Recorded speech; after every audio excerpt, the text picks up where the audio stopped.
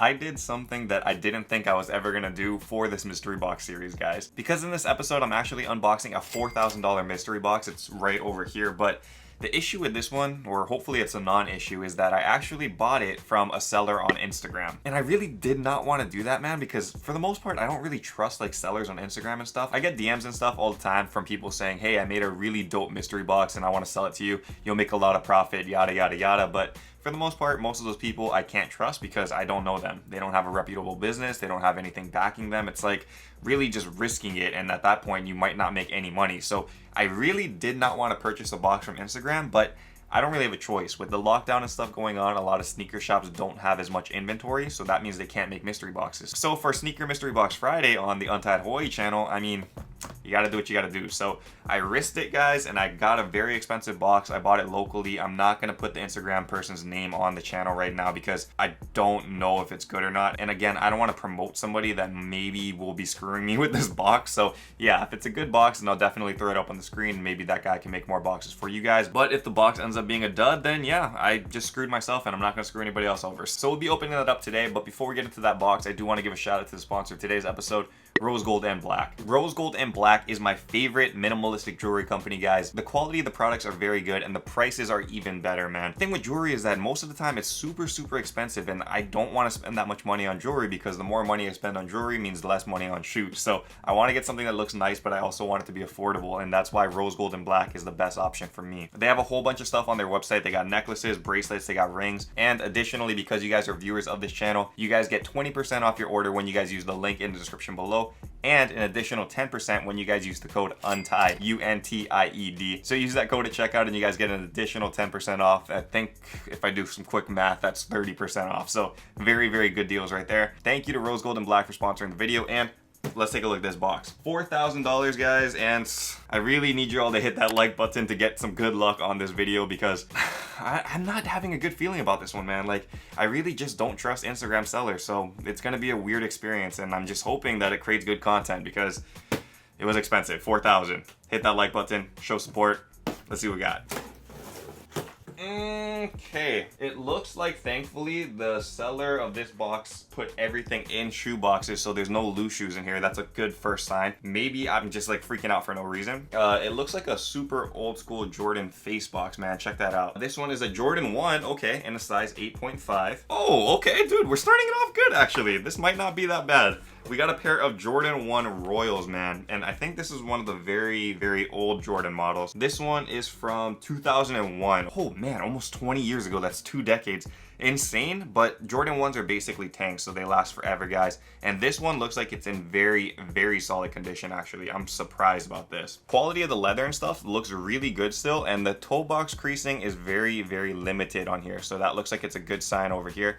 Looks like the inside lining and stuff is also very nice. I don't see any like scuffs or anything on the shoe. Bottoms are dirty, but everything else looks good, man. So this should fetch a lot of value actually, dude. I mean, it is an older sneaker, but the thing with Jordan 1s is even if it's like 2 decades old, you can still wear it. I know people that still wear their 85 Jordans, so it works, just only for Jordan 1s though. I'll grab this one over here. This is an NMD box. Okay, we took a step back for sure. Nmd R1 in a size 8.5 as well. Okay, and this one looks like it is in dead stock condition. It is wrapped up over here. Oh, it says pre-owned, so it's not dead stock, it's used. It's wrapped up, but it is pre-owned. That's so weird. This is the Nmd R1 in that Japan colorway. You guys can see it has Japan writing over here. I believe it says something like 3 Stripes Company or something like that. The rest of the shoe is fine. It is an NMD, so it is very comfortable. Bottoms actually look really good as well, so very near dead stock. Next shoe out over here, this one is a Mamba Fury. Okay, cool. Kobe Bryant box.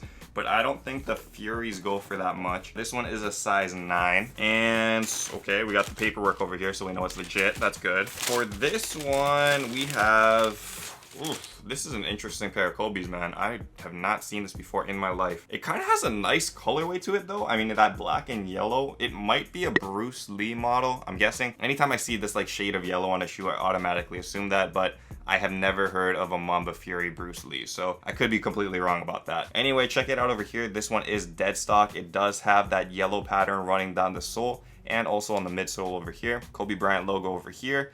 And yeah, it doesn't look too bad. It's just, I don't think the Mamba Furies are too hyped, and I'm not sure how they are as like a performance basketball shoe. So yeah, very interesting. We'll see how much this one goes for. Okay, and another Jordan face box over here. This one is in a size 11 though, and not a 1 this time. It's a Jordan 13. Urgh. Okay, I think this is a pair of the Jordan 13 Wheats.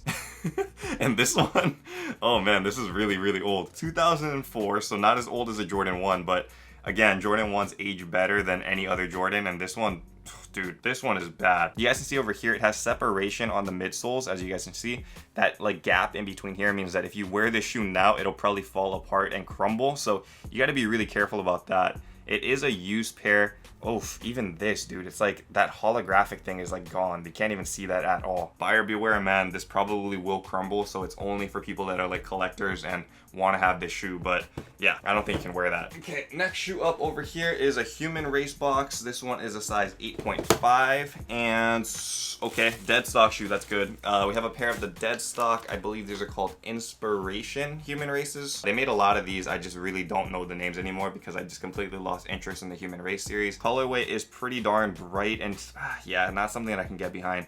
I always liked how they have this like stitched on wording for each of the shoes. I think that's the nicest part of this series. This is like a trail kind of shoe, so you guys can see those soles have a lot of traction. Also brand new, so at least it'll fetch some decent value here. I don't think they're going for more than what they retailed for though, so I don't know how I'm feeling about this box so far. How are you guys feeling? Because it's mixed, man. It's really mixed. There's some really vintage shoes in here and just some very obscure stuff. I'm hoping it picks up. I see a couple good boxes in here, so I have hope. We'll see.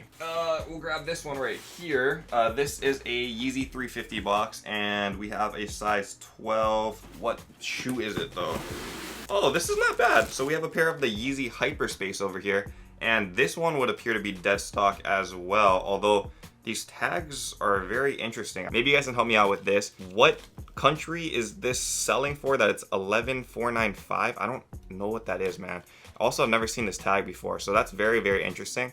But when you guys check out the shoe up close, it does look legit. Stitching and everything is correct on this. Boost also looks legit as well. So I think this is a good shoe. I don't know. I just feel like I've never seen this tag before, so it's kind of concerning me. I'll do my due diligence and I won't put it up at the web store if it is fake, but I trust it. It looks fine. It looks fine. I think it's legit, so that's good. Okay, man, now we got some heat coming out because I see this right here. This is a Jordan 6 box, and it's a pretty unique Jordan 6 box, guys. It's olive, size 8.5. Okay, this one's definitely legit. It has a receipt over here too. And yep. Ooh, wow. Is this dead stock, dude? Yep, for sure. Lace bag is still attached on the other sneaker. So if you guys don't know what this is the Travis Scott Jordan 6, man. Dead stock condition, still has the lace bags attached over here. Very interesting sneaker, man. They got the stash pocket over here. You guys can also see Cactus Jack on the back over here. And yeah, I mean, it has Travis Scott's name on it, so you guys already know this has a lot of resale value. Very good to see this. This is a huge boost to the counter, and I'm feeling a little bit better about the box now. We got about 4 more shoes in here, and this is a wild box. I don't know what this is at all.